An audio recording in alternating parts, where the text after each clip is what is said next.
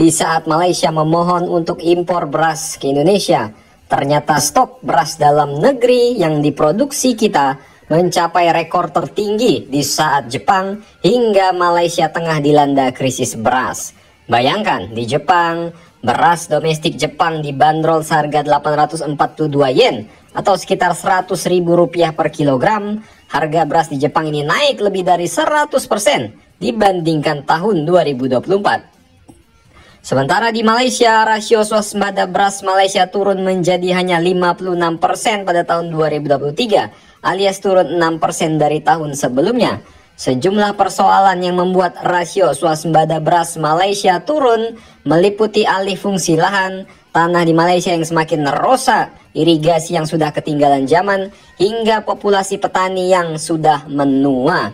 Bayangkan, petani-petani di Malaysia tuh seumuran Tok Dalang semua, ya kan? Ya salam.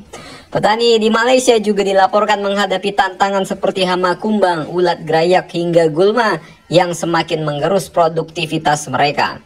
Meski pemerintah telah menaikkan harga minimum padi menjadi sekitar 1.800 ringgit Malaysia per ton dan memberikan subsidi kepada para petani, margin keuntungan petani Malaysia tetap menyusut karena biaya produksi yang tinggi. Nah, berita baik bagi Indonesia. Indonesia memiliki stok beras tertinggi dalam 2 dekade terakhir. Di tengah krisis beras yang melanda berbagai negara akibat menipisnya stok beras yang dimiliki Indonesia didukung oleh peningkatan produksi dan penyerapan di awal tahun. Adapun krisis beras yang melanda sejumlah negara memang dipicu oleh perubahan iklim dan ketergantungan impor yang menjadi pemicu utama. Ya, kalian banyak-banyak bersyukurlah, petani-petani kita bukan petani-petani opium yang nenteng AK-47.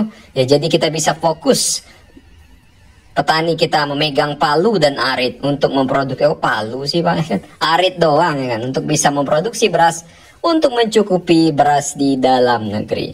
Apa jadinya kalau beras kilo 20.000 ya auto ngangkang bos ya kan, ya salam. Per April 2025, Indonesia memiliki cadangan beras pemerintah sebanyak 3,36 juta ton. Angka ini tertinggi dalam 20 tahun terakhir. Bahkan Indonesia diproyeksikan bisa memiliki 4 juta ton gabah pada Mei 2025. Jika mengacu pada proyeksi ini, maka stok beras yang akan dimiliki Indonesia merupakan angka yang tertinggi pasca kemerdekaan. Ya, saatnya kita bilang ke Malaysia, ya beras lokal nih bos, ya senggol dong ya kan, maaf. Produksi beras kita naik 59% dibanding periode yang sama tahun lalu. Dan Indonesia hanya mengimpor beras sebanyak 112.000 ton sepanjang Januari hingga Maret 2025. Angkanya turun 97% dari 1,4 juta ton tahun lalu.